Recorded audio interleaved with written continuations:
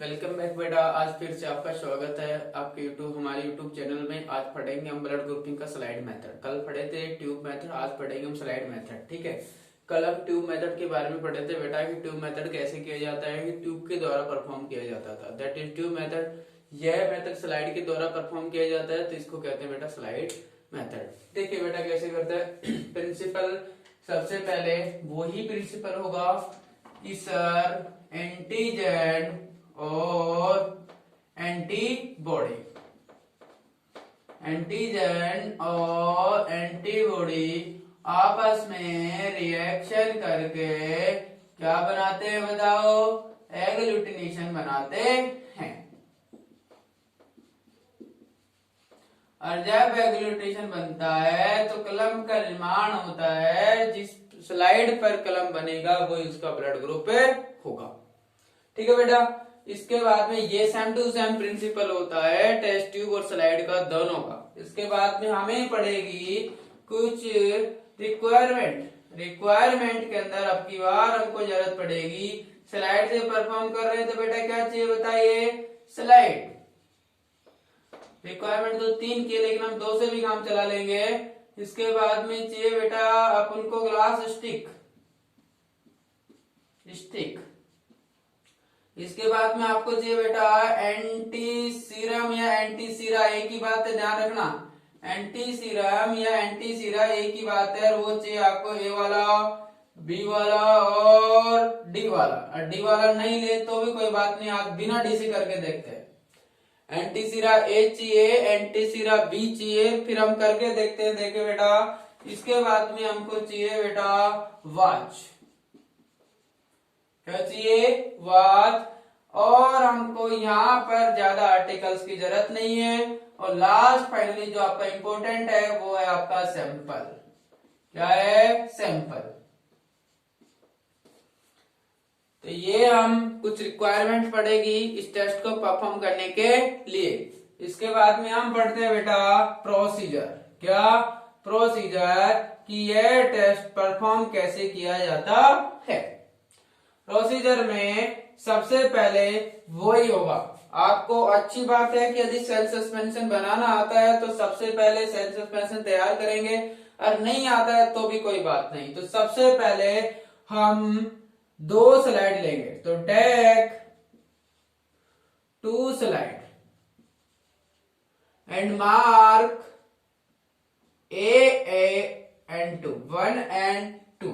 सबसे पहले हम 2 स्लाइड लेंगे और एक के नीचे मार्क करेंगे 1 और दूसरी के नीचे मार्क करेंगे 2। सही। इसके बाद में सेकेंड स्टेप में क्या करेंगे? Put 1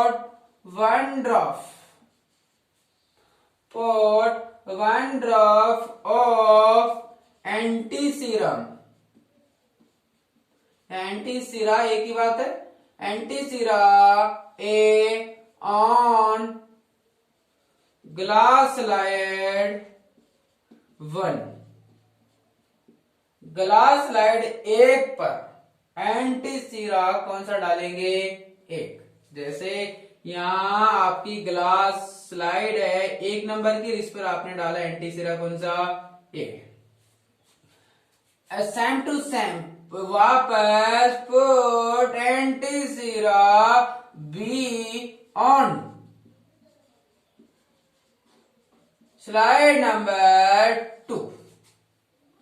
slide number 2 that is 2। और इसके अंदर डालना है आपको एंटी सीरा की 1 ड्रॉप। कौन से वाले की? बी की।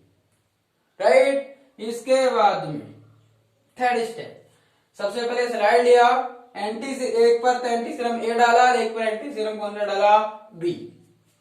इसके बाद में थर्ड स्टेप के अंदर बेटा आपको करना होगा add 1 drop of blood sample in slide 1 and 2। 1 और 2 नंबर की स्लाइड जो आपने ली है उनके अंदर आपको क्या ऐड करना है? एक एक ड्रॉप, कितनी ड्रॉप, एक एक ड्रॉप ब्लड सैंपल की ऐड करनी है। इसके बाद में क्या करना है, आपको glass mix with glass stick और उसको ग्लास स्टिक के द्वारा मिक्स करना है। मिक्स करने के बाद में वेट फॉर 5 मिनट। कितने मिनट इंतजार करना है, 5 मिनट आपको इंतजार करना है। इंतजार करने के बाद में आपको यह देखना है, ऑब्जर्व करना है कि किस स्लाइड पर एग्लिटेशन हुआ है। तो अब इसके बाद में एंड देखो, wait for 5 minute and observe the slide, और स्लाइड को ऑब्जर्व करना है। अब क्या होएगा, इतना करने के बाद में आपके पास में रिजल्ट देखो क्या क्या। सबसे पहले वापस सुन लेना, 2 स्लाइड लिया, 1 और 2 नंबर उसे नामांकित किया और दोनों स्लाइड पर पहली स्लाइड पर एंटीसीरा ए लिया और दूसरी पर एंटीसीरा बी लिया। दोनों पे एक एक ड्रॉप ब्लड की ऐड किया और मिक्स किया स्टिक के द्वारा, और इसके बाद में 5 मिनट वेट किया। वेट के बाद में एग्लिटेशन को ऑब्जर्व किया। तो रिजल्ट क्या आया, एग्लिटेशन प्रेजेंट इन स्लाइड। जिस स्लाइड में एग्लिटेशन प्रेजेंट है वही उसका क्या है बेटा, ब्लड ग्रुप। क्या है, ब्लड ग्रुप। यदि एग्लिटेशन स्लाइड नंबर ए पर है, इस पर है, ए वाले एंटीसीरम में है, अब बी वाले में नहीं है। जैसे भाई आपकी ये स्लाइड थी, ये स्लाइड थी, इसमें एंटीसीरा ए था और इसमें बी था। यदि आपका एग्लिटेशन इस पर हुआ हो, इस पर स्लाइड नंबर या एंटीसीरम ए के साथ में, किसमें, एंटीसीरम ए के साथ में यदि आपको एग्लिटेशन हुआ है, क्लम्प का निर्माण हुआ है, तो वो तो होगा आपका ब्लड ग्रुप ए। लेकिन जब इसमें हुआ है तब इसमें नहीं होना चाहिए। यदि बी में क्लम्प बना है, सुन लो आपकी बात, यदि बी नंबर स्लाइड में या एंटीसीरम बी के साथ जब स्लाइड बनाया गया था और उसमें यदि क्लम्प बना है और ए वाले में नहीं बनाया है, तो ब्लड ग्रुप कौन सा होगा, बी। कौन सा होगा, बी। और यदि दोनों में ही बन गया, ए में भी बन गया और बी में भी बन गया, तो ब्लड ग्रुप कौन सा होगा, ए बी। कौन सा होगा, ए बी। और यदि इसी में भी नहीं बना और इसी में भी नहीं बना, तो ब्लड ग्रुप कौन सा होगा, ओ। कौन सा होगा, ओ। ये टेस्ट ट्यूब में जो रिजल्ट आया था, टेस्ट ट्यूब का रिजल्ट और इसका दोनों का रिजल्ट इक्वल होता है, प्रिंसिपल इक्वल होता है। अब हम बात करेंगे एरर्स की, किसकी, एरर्स की। तो लास्ट फाइनली आपके पास में जो टॉपिक बचा है बेटा वो एरर। एरर मतलब आपको क्या क्या त्रुटि हो सकती है इस टेस्ट के अंदर। तो मैंने आपको कॉमनली बता चुका जो एरर हो सकते हैं इसके अंदर, विजुअल एरर। अबे किसी आदमी को दिखाई नहीं देता, दिखाई देने की प्रॉब्लम है और वो इस टेस्ट को परफॉर्म कर रहा है, तो विजुअल एरर की तरह से यदि कर सकता है, करने के बाद भी ब्लड ग्रुप में मिस्टेक कर सकता है। इसके बाद में यदि आपको देखो ये जो लास्ट में जो रिजल्ट होगा वो परफॉर्म करने के बाद में आपको आंख से दिखना चाहिए, नेक आइस मतलब आपकी आंखों से दिखना चाहिए कि ये जो क्लम्प बना है या नहीं बना है। यदि नहीं बना है तो अपन ऐसे भी कर सकते हैं कभी कभी कि अपन आंख से नहीं दिखाई देता है तो अपन माइक्रोस्कोप में देख सकते हैं। तो विजुअल एरर सेकंड वही आपका टेक्निकल एरर हो सकता है।